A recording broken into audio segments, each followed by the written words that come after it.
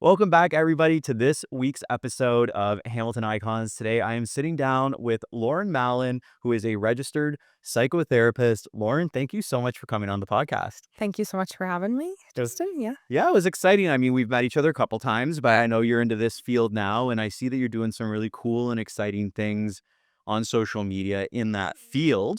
And it's something that I don't typically see with the psychotherapy, right? But I like your approach to it. You guys are doing, let's talk about the webinar you were doing. We were talking about it a little bit before this. Do you want to touch on that a little bit?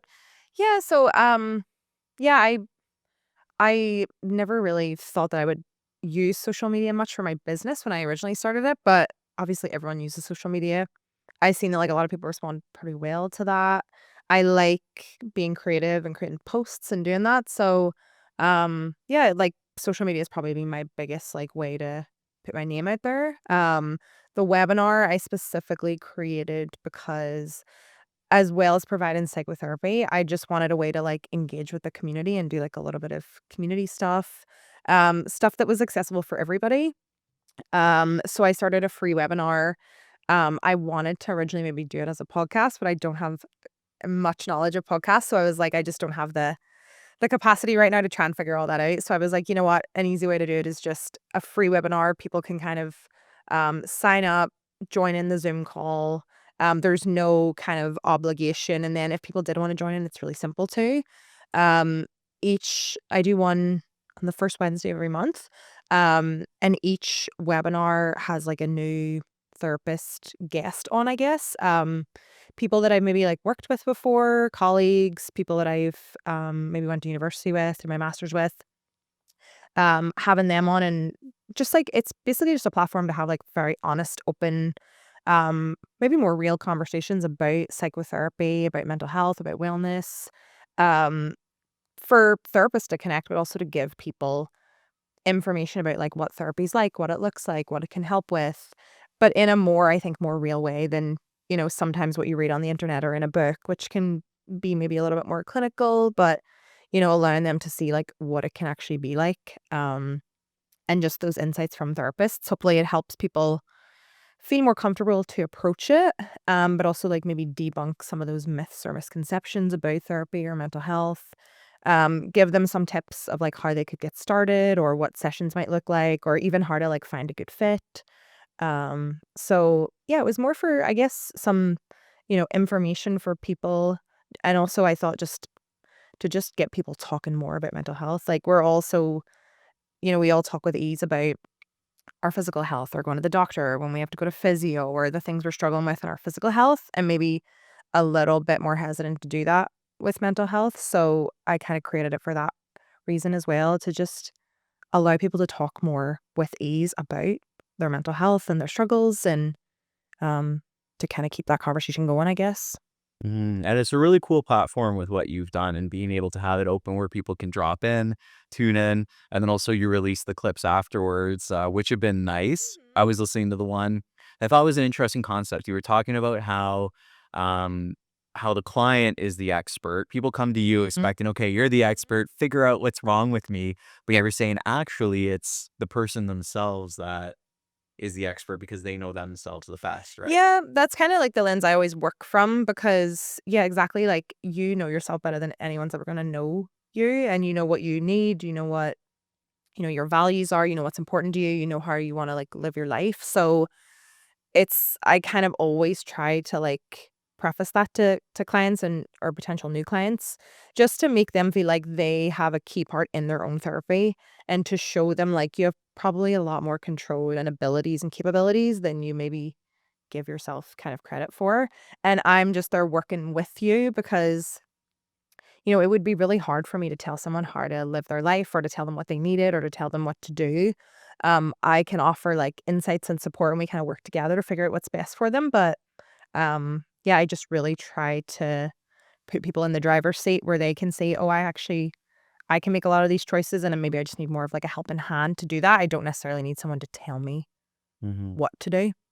Yeah, and that's a really nice approach to it. So, what got you into this field? First off, I mean, I guess we can address your accent a little bit. We can go back to where you're from, how you got here, what brought you to this point, because people are always interested in those Mhm. stories. Yeah, I'm from Belfast in Ireland. I have been visiting Canada, like, I've been coming to Canada since I was probably, I think, 6. So, Wow. my aunt met someone, he is also originally from Ireland, like, his family are from where I'm from. They met, my aunt moved here, I think, 25 years ago. So, um, it's my mom's only sister, and they were always very close, so we would come visit her, come for summer vacations. Fell in love with Canada, I think, from, like, a very young age. And then my parents always just, like, toyed with the idea of, like, "We'd love to live there, what would that look like?" But never really maybe took any steps, and then eventually, when me and my sister were a bit older, we sort of always talked about it as a family, and my sister and I were very much on board to do it if they wanted to do it. They never, I guess they never put any pressure on us to do it, but, they were like, "We're gonna try this out." We'll always be wondering what if we didn't. So, um, yeah, we applied, we made the move here. It obviously went well, and we haven't looked back or went back. And I've been here for 10 years now. My boyfriend at the time, who's now my husband, he also moved out with me. His family are still back in Ireland. Um, so yeah, like, Canada's been my home for 10 years. I don't think I'll ever move back. I love No? Ireland. I do. I love it, but I think just I love the lifestyle here, and, like, there's so many opportunities, and I just like the life that I've kind of created here. Yeah. Mm. Well, that's awesome, and then what steered you towards the psychotherapy? I did my undergrad in psychology, so obviously that was really broad, and I knew I wanted to do something in line with that. I always knew I wanted to do some sort of helping profession. Like, I kind of teetered with, like, a therapist or a physiotherapist or a teacher, like something always, like, working with people and in line with sort of helping people. And then one course that in my undergrad sort of that stood out was more of, like, the counseling side of um psychotherapy and, counseling and supporting in that way. Um, Anything else I sort of, like, tried to explore, it just never felt right. Never felt like I was really, really passionate about it, and I kept coming back to this, like, idea of becoming a therapist. And then when I looked into it, obviously becoming a therapist, I think, in Canada is different from Ireland. So I realized I needed a master's degree, and I was really set on, like, I don't want to go back to school because I just, not that I disliked it, but I was like, that's a lot of work, and, like, how do I support that financially? Um, but I found a university, like a private university that was strictly all online, and it was sort of gave me the opportunity to work and also do the masters, so I didn't have to maybe give up a job, or, it financially kinda worked, and, yeah, I did that. It was also only 2.5 years, which kind of was nice. It also offered a placement where I could really see what it would be like to work as a therapist and get some hands-on experience. So when I started that masters and I started doing it, I was like, "Okay, this feels more like what I've been the feeling that I've wanted to feel more certain about a career and feel, like, really passionate about it." Um, it just took me, I think, 8 years or so to, like, finally jump into it, but I'm glad I did. I feel like I needed that time to just think about my career and, like, what I really wanted to do before I, like, made a big choice of paying for, obviously, an expensive master's if I wasn't gonna use it. Of course, and I think, maybe a lot of people make the mistake where they don't take the time to think of what they wanna do. Yeah. They go down one path, then life changes or what they like to do changes, and then they end up having to go down a different road, right? And I mean, you got there in the end, and you're doing something you love, which is important, right? Yeah. How long have you been doing the psychotherapy for? Um, I graduated in September 2020, so during COVID, which was an added challenge, but, so 5 just over 5 years. Yeah. My god, 5 years, that 5 years. It just yeah, I was like, flew "Wow, that's actually flew by." Yeah, I've been practicing for a while, yeah. Yeah, Mhm. I'm glad it's not just me. I feel like from that period from 2020 till now, for some reason, it Yep, all just kind of blurs as really yep, quick, and there's so much that's happened in that time span, exactly. right? Mhm. That's cool. So you've been doing it now for 5 years. What are some of your favorite parts about doing the psychotherapy? Honestly, just, like, the ability to, like, help people, seeing people come to you and allowing you into, like, their life and, like, you know seeing them kind of grow and change and get through hard times, and um, it's a very rewarding job, I would say. It's, of course, very, very challenging, but just that opportunity to, like, help people, support people, give people, like, hope that things will get better, being able to be there for people who maybe don't have a lot of supports, or just at a stuck point, or, feel like things will never get better, like, seeing someone come to you and want that support and that help and being vulnerable and trusting you to, like, help them. There's just something really, really nice about that. Like, it's kind of like an honor to get to be that person Mhm. that people trust in and want you to really support them. I love, like, the ability to meet lots of people from lots of different walks of life. Like, I also, like, feel like I learn a lot from my clients, right? Because of their lived experiences, like, they teach me things as well, so, it keeps me very, like, open-minded and always, like, wanting myself to do better as well, and it also kinda helps me make sure that I'm always taking care of myself. Because if I don't take care of myself properly, I can't be there for other people. Um, but yeah, it's just really nice to it's nice to connect with people, meet people, hear about their experiences, their different, like, cultures and backgrounds, and yeah, I really love, like, the connection piece with it. It's really, really rewarding. Well, that's awesome. And I mean, you bring up a lot of good points where I think maybe our generation, we're a little bit more comfortable talking about mental health, but I Mhm. feel like the generation not much older than us, it was always Yeah. something that, oh, we don't really open up, we don't really talk. I know, especially even on the male side of it too. Like I've heard a stat somewhere. I don't know how true this is. The average man gets hugged like once every 4 years or something. I think it was an American stat.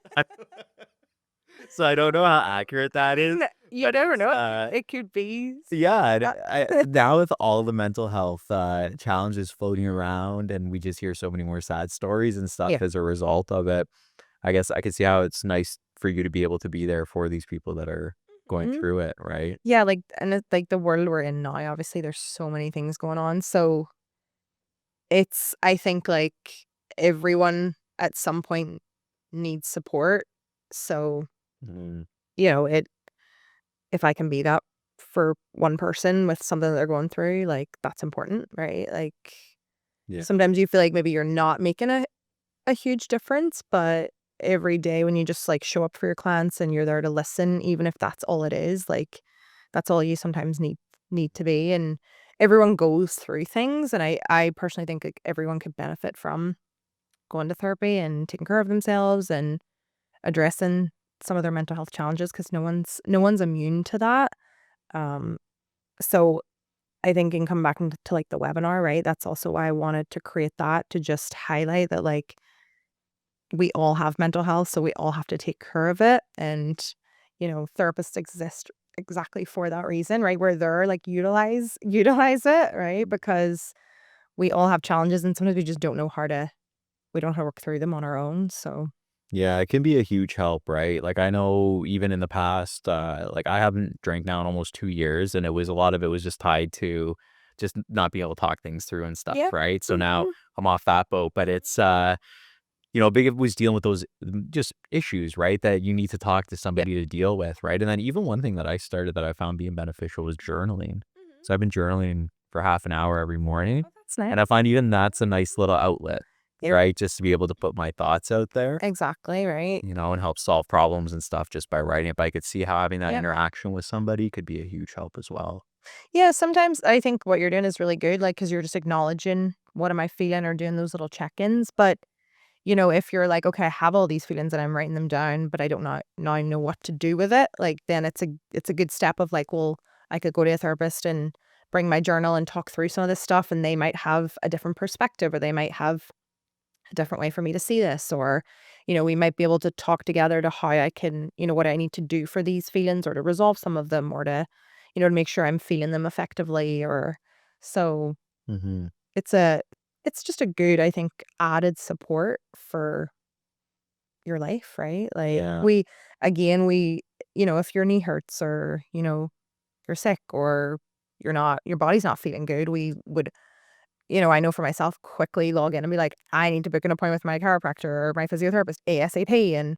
But when it comes to mental health, maybe people are like, I don't know, like, do I need this? Do I not? And my kind of advice is like, if you think that you do, if it's even on your mind, just try it, right? Like, just give it a go. Yeah, and that's Mhm. such a good point. Like, when we think of all the physical things that go wrong with us, you Mhm. address it right away, but Yep. mentally, people don't focus on it, Yeah, people right? hesitate a little bit. Yeah, Mhm. and you have to kinda get your mind trained to think in a positive way or think in a different way, and, like, you brought up the point of people get thinking it's not gonna get any better, and I think a lot of today's just what's out there with the ease that we have to all this negative Mhm. news, and Yeah. you all like, the world's ending every day. You get an Yep. article like, "Oh my god, is Canada's recession? Are we doing part of Exactly. the States now?" Is that like you keep Yep. hearing all these things, Mhm. and it can weigh down on you if you focus on it, right? Yeah, or sometimes you don't realize how all the things you absorb in every day are affecting you until maybe you get to, like, sort of like a breaking point, or you're like, "Where did this," like, I have a lot of clients, they're like, "I don't know where this all came from," but it's maybe just because you didn't have the tools to, like, tune in to what was happening in the moment, and it's sort of just built up over time, Mm. right? Because I think mental health too is a lot about, like, who we surround ourselves with, or, the jobs that we're in, the stuff that we're reading, what we eat, all that stuff too. Um so not sometimes we don't recognize in every day there's things happening that we might not be just tuning into, and then before we know it, we're like, I'm really stressed, or why am I so anxious, or why is my relationship suffering? But, maybe there was just like little signs that we weren't able to pick up on. So like a big part of therapy is like helping you create awareness of yourself, of the world around you, of what you need, what your values are. And I think awareness is like the first step before you can kinda get to, like, the action stuff, right? You need to be aware of what's going on, what you're feeling, what you need, before then you can maybe create those goals. So that's all that also I think a big step, a big part of it too. Mhm. Yeah, and creating those goals is a big thing, right? And slowly getting there, and, um by getting aware of the feelings, like, you can be aware of them, but then knowing how to handle them or where to go from there, like, that's kinda Yeah, and there's people who are very aware, like, I'll have clients and people who come and they're like, I am so aware, I know exactly what I'm feeling, I know where it comes from, I understand it all." But they're like, "But I don't know what to do with it," right? Like, I don't know how to build my confidence, right? I don't know how to I know I need to communicate, but how do I do that, right? Like, so it doesn't, sometimes like you can come to therapy basically for like in any point of that process, right? Or I don't think there's necessarily a right time to come or a right reason to come.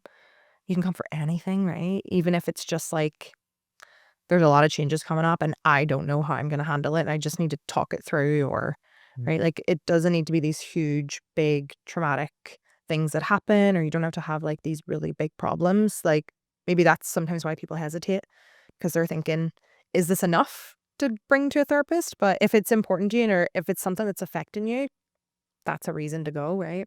That's such a good point. Mhm. That's a really good point. Like, I never thought of it like that where but it's so true where people think that they need to have something huge wrong or Yep. this big trauma in their life or this big life event, Mhm. when really it could just be the day-to-day feelings that you're Yeah. experiencing, Mhm. right? Mhm. That's interesting. What are some of the challenges with your job? Um, I think sometimes, like, in what I was saying, everyone's obviously very different. So it can be, I think for me at least, sometimes I put a lot of pressure on myself to think like I need to help everyone. And if I'm not, if clients are not seeing progress, I maybe sometimes put that a lot on my shoulders of like, what am I doing wrong? Or I'm not giving them enough, or, what could I do more of? And I need to just sometimes recognize like I'm there to work with them, and I can't work harder than my clients. Like, again, the client needs to be a key component of their own therapy, and you need to be ready for change and doing the things to make that change happen. Um, Obviously, hearing a lot of very like tough things that people have been through, I'm very empathetic towards that. And sometimes you take so much in and it can feel really heavy, and you have to be very conscious to, make sure that you debrief after the sessions with yourself to make sure that doesn't fester in you, right? I think also too, being in private practice, like I feel sometimes it can be a bit of a lonely job, right? I don't go to like an office like maybe some people, or workplaces where you have colleagues, or my job is very much me, And I have to make a very conscious effort to, like, connect with people and to reach out to other therapists, and again, to try and create these things that create, like, a network and a community, because I do feel sometimes sort of lonely in the job, right? And it can be, again, for me, I think sometimes I can doubt my abilities and what I'm doing because, it's not like, "Oh, here's this thing that you have to do. Here's the steps to do it, and then check, you did it right." It's sort of left to me to say, "Was that enough? Like, is that a good technique to give this client?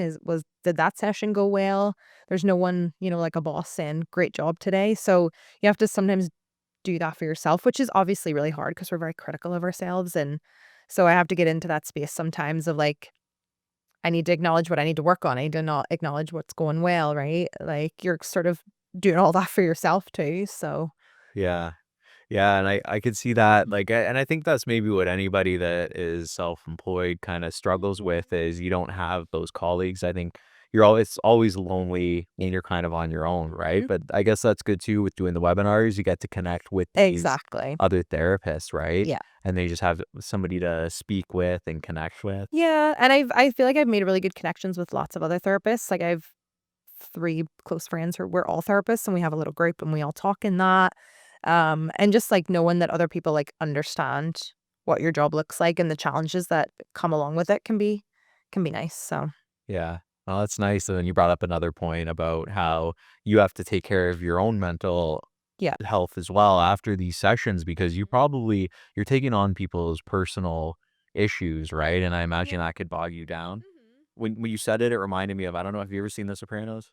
When it's No, my husband's watched it, like, I've briefly seen, like, so bits and pieces of she's a it. Yeah, therapist and then yeah, she has a yeah, therapist. yeah, that's exactly it. It's like, therapist has a therapist, they have a therapist, well, at least that should I hope that would be the chain, right? Yeah. Yeah. Yeah, so Yeah. it's just to allow you to decompress from those things because you're taking on the burden of a lot of other people, and I could see it being difficult to separate Mhm. yourself, um, from getting so involved with that person, right, after listening to Yeah. their issues. Yeah, and I think, like, obviously, being human, it is natural sometimes to, at night think, "Is that client okay?" Or, "I wonder how they're doing," or, "I haven't heard from that person in a few months, and I know they were going through that really stressful thing," right? Like, that's natural, but, being in tune with, like, again, sort of what you were saying, what are you maybe taking in that can potentially, like, impact you and then your work? So, like, after every session, especially if it was a very heavy session, just making sure I give myself, like, a little bit of space to kind of, like, debrief from it, like, did anything come up for me? Like, just being really in tune with that, and also we have to be very in tune with, like, personal biases, and we have to be really mindful that we're not, placing judgment on people, and there's, like, a lot of things that we have to, like, keep ourselves in check for, right? To make sure that doesn't impact the client and the work that you're doing with them, so, um, another big piece is obviously, like, how we take care of ourselves, like, going to therapy, as you mentioned, and just, like, our self-care practices and what we do to take care of ourselves and our lives. If we're not taking care of ourselves, I don't think it's fair for us to then see clients and help them in ways to take care of themselves if we're not 100%, right? Like, it's not fair. Excuse me, it's not fair for us to neglect ourselves because then we're not going to show up as the best therapists we could be. So we always have to be really mindful to, like, take care of ourselves, take care of our mental health. If we have challenges coming up in our lives, knowing maybe when we need to step away from our work to, like, take care of our own stuff first, because we don't want that to, like, trickle in to potentially sessions with clients, especially clients who might be going through a similar thing. Mhm. Yeah, and it's, um like, not having to preparing yourself to be the best version of yourself for your clients, I think that's advice that even a lot of people could take beyond even your profession, Mhm. but into just a lot of their own personal Yeah. lives where if you wanna show up to be there, Mhm. people, I think, don't always fill their cup first, right? Because they Exactly. might be in a role that they have to, concentrate or focus on whoever they're helping, and they don't do enough self-care. I was guilty of that for, like, the first 10 years of my career, because 'cause I'm, like, a Mm. 24/7 job. Yeah. I just started taking Sundays off, and by off, it just means I don't do appointments. I'm still on my phone, so I'm Yeah. getting there, Yeah. but just being able to stay home all day with my dog, for me, that one day of the week, Yeah. it fires me up for the Mhm. other 6. Yep. Like, I get Mhm.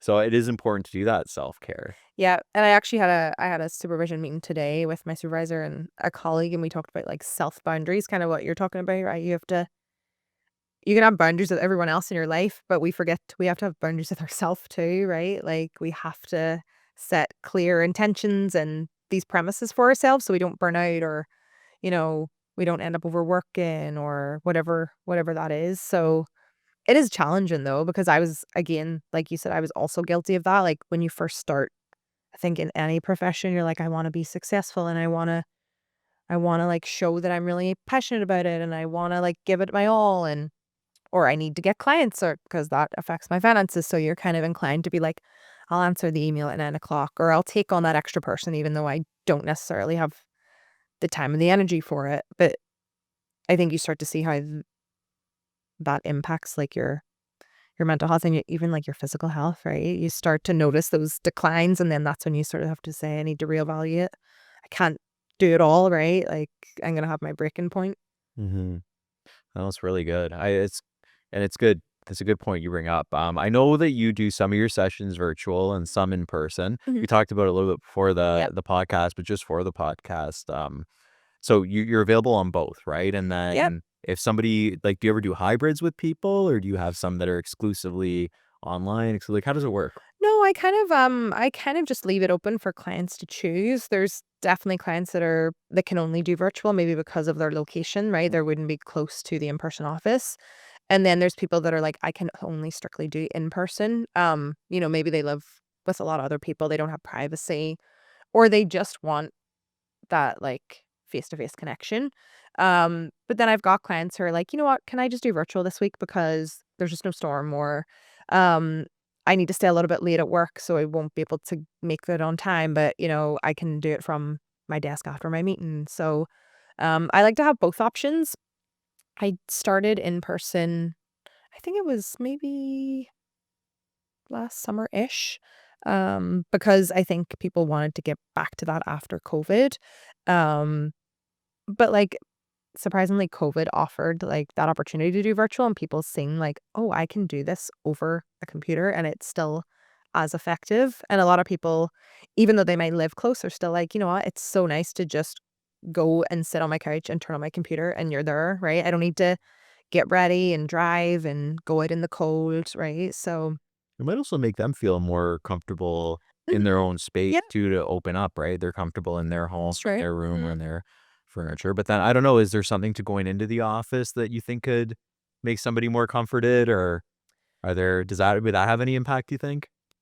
It really depends. I think, like, I know for me, some weeks, like, just how knowing that I have an in-person, it's like, "Oh, I get to, like, actually be face to face with a human, like, not on a computer." Some people just like to get out of their space and into a different space because they're kind of like, "It helps me just fully focus on my therapy session," right? Like, I don't wanna go into my office because I can hear my kids screaming in the Mm. background or, I can hear all these things going on and I'm slightly distracted. So some people are just like, it's just the physical aspect of coming here that makes me fully just focus on, like, this is my time, like, just for me.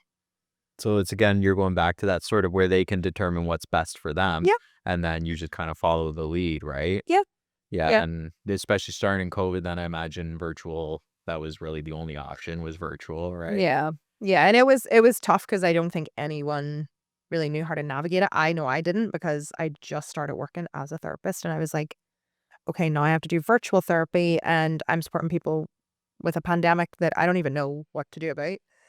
Yeah, So, you got in at a heck of a time, eh? I feel like it was, in a way, like, a good time to start because it was almost like thrown in right at the deep end, and anything after that almost felt easier to a degree. Yeah, I had a friend, she's a respiratory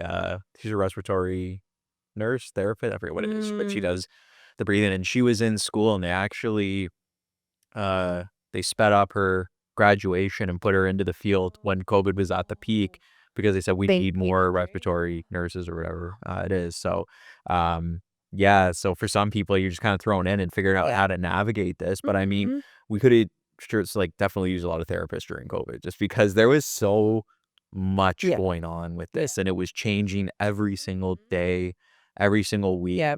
You were getting this breaking news, and Mhm. I feel like people were just glued to the news and watching the numbers, and Yeah, I know I was doing oh, that at a point too, and I was like, "This is not good for me." yeah, you get so caught up with it, Yeah. right? I was thinking about Yeah. we used to look every morning I'd watch the news and think, "Oh, what are the numbers?" What is it gonna be today? Can we leave the house today? Can we not? Like, I Yeah. know. I know it's actually really bizarre to think back to that time, like, what we were navigating, Yeah, you know? do you find any of, like, your patients do you find that people still sort of suffer from anything from COVID? Do you find that it kinda left behind a bit? I'd say definitely for, like, the younger generation, the kids, sort of teens and young adults, I think, unfortunately, they are the ones that, like, suffered the most because they missed out on those key things that, like, we all, I think, should go through, like, those rites of passage and key parts in, like, their development, especially, I think, socially, right? Like, the younger kids being at school and socializing, like, you learn a lot of skills there. And then I had a lot of, clients who were in high school and they missed, like, their prom and their graduation, and then some of them had to start university, like, in all of this, and then they, socially, they were like, "I haven't met as many people as I would like," and I think that really changed how they, the experience that they had. So, I definitely still see maybe kids and teens, like, there's still things from that that are still floating around and that maybe sometimes people don't realize are from COVID because it feels like it was a really long time ago, but, like, those things can still be there from it. Mhm. A lot of social anxiety, I think, like, that's probably the biggest thing that I can think of. Yeah, social anxiety for sure. People are Mhm. getting a lot more comfortable being behind the screen too, right? And I find interacting with people I used to be on the phone all day talking to people. Now it's mostly text message. People are and maybe it's just Yeah. convenience. I still like talking to people, so, but if we'll text if we have to. Yeah. That's a good point. Like, people miss those milestones, like a graduation from high school. For a lot of people, that's a really A big big thing. memory, right? And you think about it, or even the prom. Yeah. Right? I went to prom alone, so if I missed prom, if during COVID, it wouldn't have bothered me, but first year university for sure, because it's a whole new world Yeah. where you're gonna go and you're gonna meet all these people. That's an exciting time Mhm. when you're going to university, and I guess starting online, um, probably wasn't the best. Yeah. Yeah. Yeah, I can't even imagine. I felt so bad for those clients because it was just so sad because those are supposed to be the highlights of, like, your school years, right? You put in so much hard work, and then you're kinda like, these are the celebrations and all the kind of, being able to have the fun part now of school, and, like, that was all kind of, like, stripped away, and even the ones that were in, like, grade 12, they were like, "I didn't get to say goodbye to my class." Like, there's probably people I won't see for a long time or yeah, it was tough. And then I think, like, the younger kids, they just, like, suffered a lot with, like, trying to learn online. Like, I feel for the parents, like, I can't imagine trying to have a five-year-old sit in front of a computer all day and listen to their teacher. I also feel for the teachers, like, and them now when they had to transition back to school, then they were like, "I don't know how to do this anymore," right? Like, sh Yeah. just so many challenges I think, like, that came up from it that still, I think, exist. And I think there's actually a lot of research that is looking at the effects of COVID, and how that's affected, like, the younger generation because obviously when you're younger, I think, like, are absorbing so much more, and that's when things, like, affect you the most. So it's kinda like, now how do we set that generation up for success so these things don't necessarily impact them when they get older? Mhm. That's a good point. Like, my nephews were younger at the time. They were, what were their ages? Like 5 and 7, I think. And yeah, I guess so. But they did trying to learn from home, Mhm. right? It was just a debacle, right? And then for Yeah. parents too, like if you were working from home, you're trying to get your kids homeschooled there. I can only imagine the chaos that was. Yeah. And then even when they returned back to school, it was like, okay, is there going to be school today? Is there not? Do they have Exactly. to stay home? Yep. Or if a kid It's was sick in the class and the teacher's like, "Okay, everyone has to stay home today," and the parent's like, "Well, I don't have anyone to take care of the kids." Like, Yeah, you just have that stress, right? And yeah. then even I would think like, now I know I'm a nut about washing my hands. I used to be really like I was like that anyways, Yep. and now it's almost to the point like it's not good. It's a lot. So Mhm. I wonder if that's probably something that's carried through a lot of people too, it Yep. reinforced your habits of, Yep. got it, especially because I show a lot of properties, right? So I'm touching Yeah. doorknobs, I'm touching light Exactly. switches. And so every time I'm leaving a house, I have just a thing of Yeah. sanitizer and I'm just pumping it into my hands. Right? In a way, maybe it, like, helped us with some of those practices that we needed to, like, a little bit of a refresher on, right? Like, Yeah. I know people even now still wear masks, and I'm like, I think that's great because if you're sick, put a mask on and then it prevents other people from getting sick. Like, why were we never doing that before, right? Or, like some of these practices of just like carry sanitizer, right? Use it more because I don't feel like we really did that very much, like Mhm. pre-COVID. Yeah. Um, Yeah, no, it wasn't I used to do it in extreme. I've always had it in my car. I'll be honest. Or You're at least did it in more extreme scenarios when I walked out and I was like, "Oh, yeah, I didn't like the way that yeah, light switch felt." yeah. But it You're so much I more better just conscious. yeah, I better wash it. But now it's like every time. Yeah. It's crazy. So that's yeah, I was interested about that if there was lingering effects or not. So where do you see like the future of this kind of going with the psychotherapy? Do you think it's gonna be hybrid for the rest of the like forever? You think there's always gonna be that, or you think we'll go back to fully in person or I hope that well, at least for me, I hope we would kind of stay hybrid because I think it just allows more people to access therapy because, for example, people maybe live in like a small town or um, maybe someone really specifically wants to work with you, but they're like, I live 100 kilometers away. It's not realistic for me to come see you. So I feel like it just makes therapy more accessible. Um, I would hopefully in the future like to have my own in-person space because I just rent a room from another space right now. I would like to have my own clinic and maybe some other, contractors and other therapists work in there and create a little bit of a team. Um, that's always just been like a long-term goal, but that would be ideal. And yeah, I want to do again, like in line with like the webinar, more community stuff. Hopefully, maybe like some actual workshops that I can offer. And I do also, I'm kind of niching in like the sports kind of world. So, I work, as a psychotherapist for the Canadian Centre for Mental Health and Sport. So I really like, working with like athletes and sports teams and high performance athletes, to try and bridge that gap that exists obviously with sports and mental health. So I'd like to do a little bit more on that too and maybe make that more of a focus of my practice as well. Mhm. That's interesting because psychology is such a huge thing in sports, right? A lot of the top performing athletes, very, they're very conscious of how their mental attitude can Yeah. reflect when they're playing their Mhm. sport. Mhm. So that's really interesting. So you mentioned, like somebody from a small town. So are you able to practice anywhere in the world, or how does it like, do you have a license? Like, how does that all kind of work? So I'm registered with the college, the CRPO, colleges, a College of Registered Psychotherapists of Ontario. So I can only practice in Ontario. It gets a little tricky that like there's certain provinces that are regulated and some that aren't. Um, if they are regulated, you have to then abide by that province's regulatory body, and it would be I mean, it's not impossible, but you would have to essentially contact their college and see what their kind of regulations are and then follow that.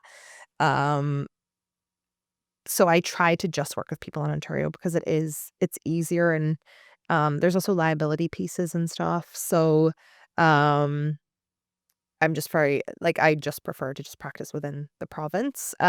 If, for example, a client, like, moved from Ontario to, say, Quebec, right? Like, Quebec, I think, is a little bit of a gray area because I think they're trying to become regulated or aren't. So, in those cases, like, making your best judgment, like, I don't want to, like, abandon that client just because they moved, because maybe we have a really good rapport and we're working through something, and it wouldn't be in their best interest for me to, like, stop therapy with them right now. So you can just let them know, like, I practice under the college within Ontario. So if anything happened, if you need any support, if you need to reach out, that's the college that you would go to and just kind of making them aware of that.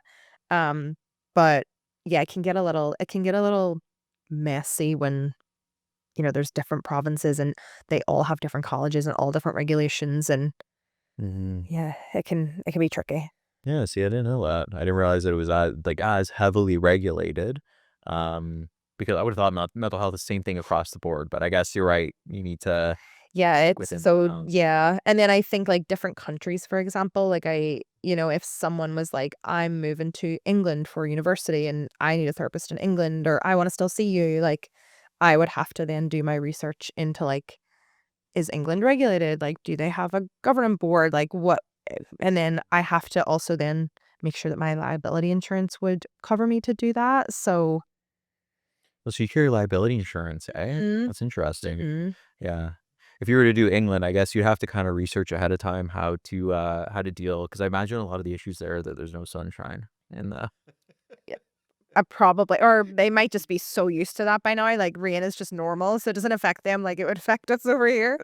Yeah, I had a one client from England, this older lady, and she was telling me how much she loves Canada. She said, "Yeah, I couldn't wait to get out of the UK." She said, "At least here," she goes, "you know, it snows, but she said, at least we get sunshine in the winter." Yeah. She said, "Over there, it's just gray Yeah. days, gray, gray." I mean, you would know, right? It's similar like that in, Yeah. Ireland as well. Yeah, and at least here you're like, I have hope that I'm gonna have 3 good months of heat and sun, whereas Ireland's like, "Please, can we get our week of sun and 18 degrees," right? Like, so at least here you know that there's, like, good couple of months of good weather coming. Yeah, Yeah. so it would be different issues, I guess, you'd be dealing with over there compared Yeah, to I us, think right? so, yeah, yeah.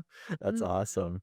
So, I mean, you've been doing this journey now for about 5 years, so you got some great experience with it. If you had to go back and tell Lauren starting this journey something, what piece of advice Good would you give question. yourself? Oh, that's a really good question.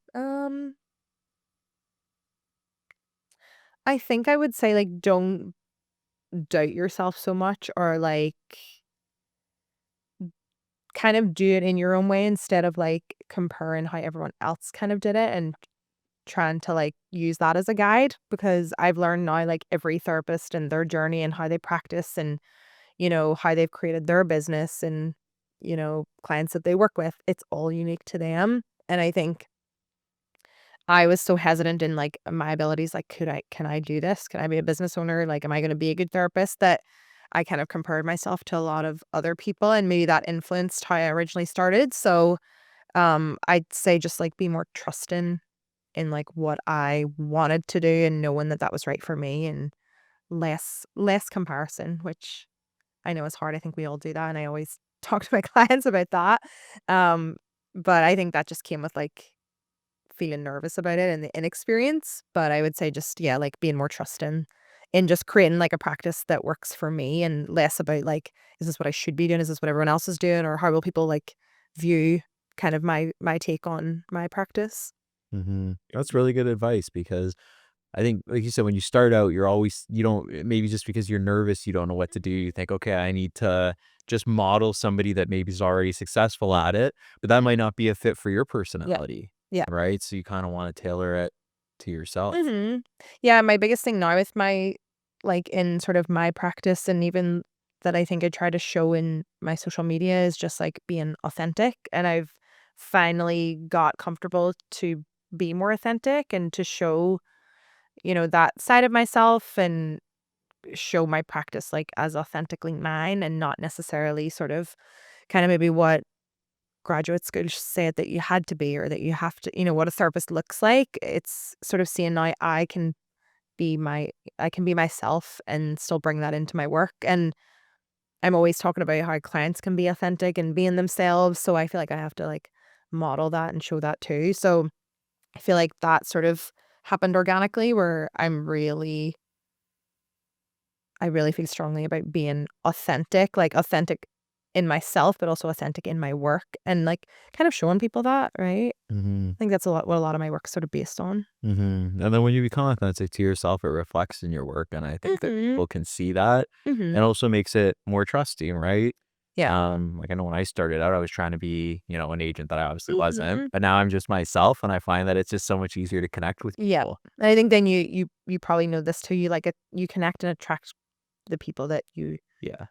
that fit with what the work that you're doing, so it makes such a difference, and then I feel like you just enjoy your work more because 'cause you're like, "I'm doing what I want to do, not what I feel like I should be doing," or Yeah. I actually started turning business down, for people that I Mhm. didn't think was gonna be a good Yep. relationship because it's a two-way street.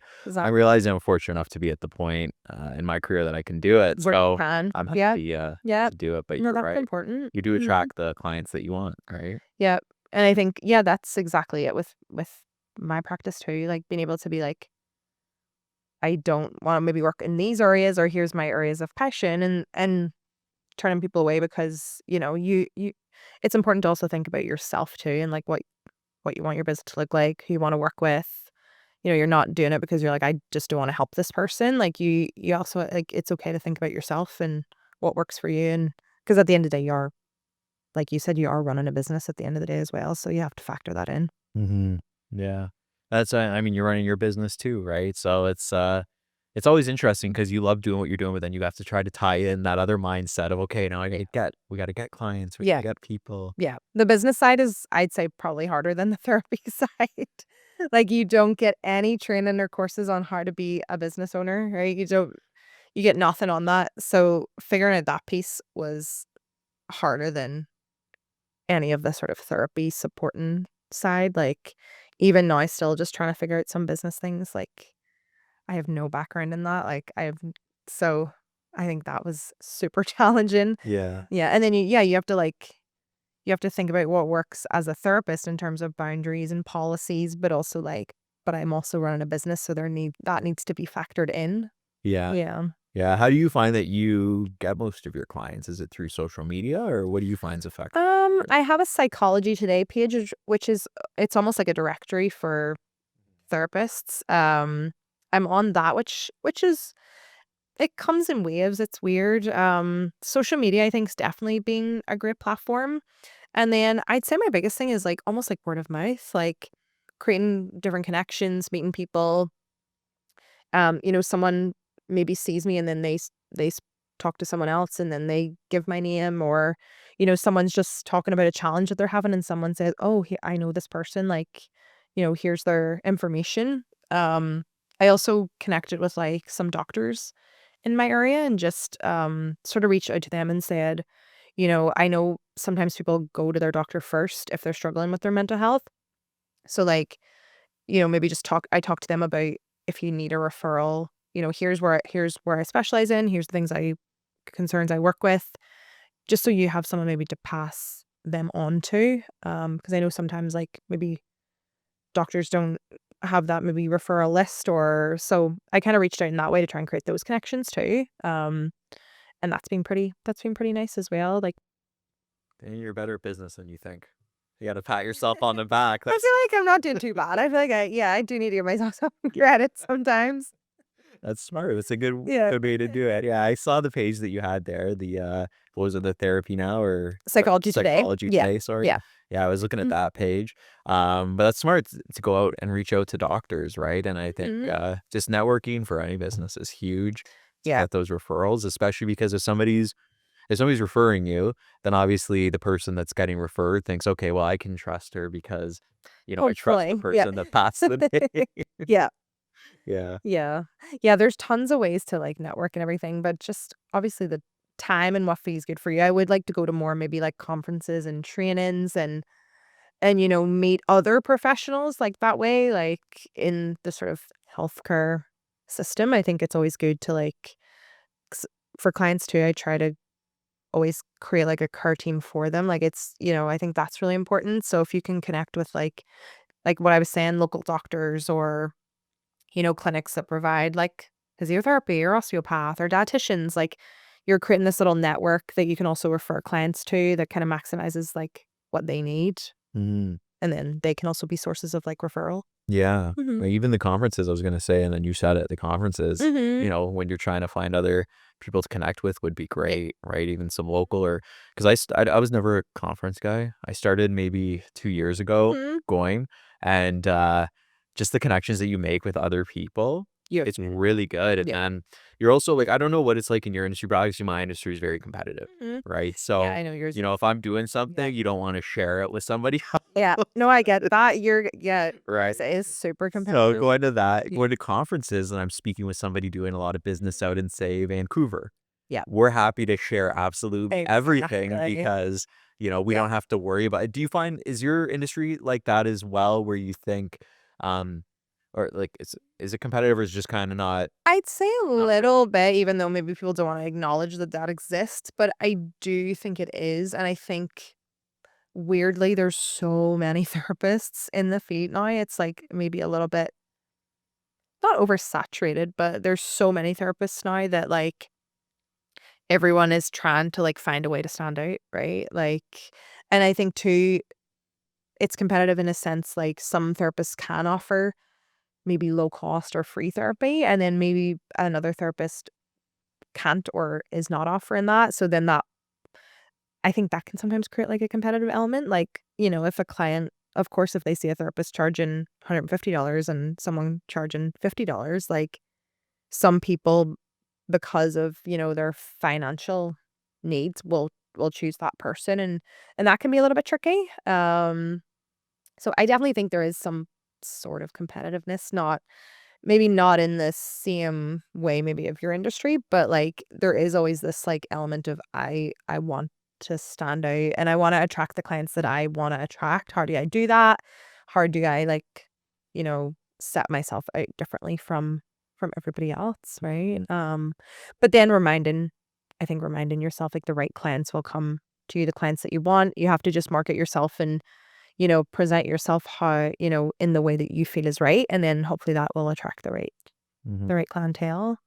But Yeah. Well, that's a good point. Like, attracting the right clientele is huge, Mhm. right? And then, you mentioned, like, the difference in, like, pricing with competitive pricing and Mhm. stuff. I always think like, I'm the person, I get sold very easily. If somebody goes in and they're like, "Oh, there's this package, but there's this one. This is the best Yeah. one." I'm the person that's like, "Okay, I'll just do that one." Yeah. Right? Yeah. You know? So, but then you're right, I guess, cheaper options could appeal to somebody that needs to talk to somebody, but maybe necessarily doesn't have the ability to afford, somebody that charges a bit more.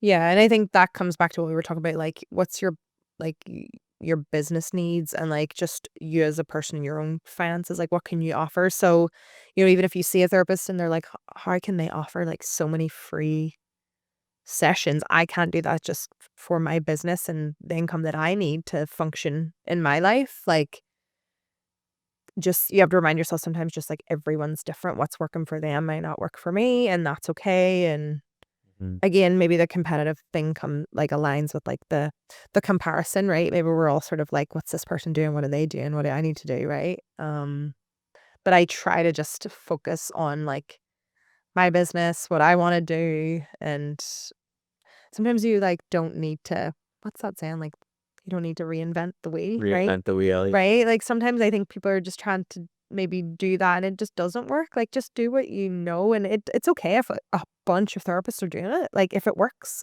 don't try to change it. Yeah. Mhm. And that's anything, like, you mind people always trying these new, like, innovative ways when the old things, they always just work. There's Yeah. no need to I feel like try everyone these to days is trying to do that, like, have this I'm gonna reinvent this or yeah. create this very unique thing, which I think's amazing, but, sometimes, like, the things that everyone's doing, like, they're working for a reason, so Yeah. it's okay to do those things. I think sometimes they do it so they can turn it into a course and then they can sell it. I see that all Did the this cool time. new thing and I got all these new clients and here for 497 one Yep. time 190 sorry. Yep. Right? Yeah, I see it in my industry all the time. Do this, you get on to, a bunch Yeah. of leads and so it's crazy. Yeah, there's probably more overlap in our, like, industries than we think just in terms of, like, the business side of it. I think anything when Mhm. it just comes to just business in general, Yeah. right? I think we all, a lot of people that are working for themselves, we all Yeah. kind of come up against these similar issues, Yeah, right? I think so. Yeah, but you've Mhm. done awesome. Mhm. I appreciate you coming on. Thank you so much for taking the Thank time out of you your for day to having me, come in this was here. really good, and I appreciate it. Thank you Yeah, for it's been having me. awesome. For everybody else, thank you so much for tuning in. If you want to watch last week's episode, you can click the video that's going to pop up on your screen. Until next time, we'll talk to y'all again. Take care.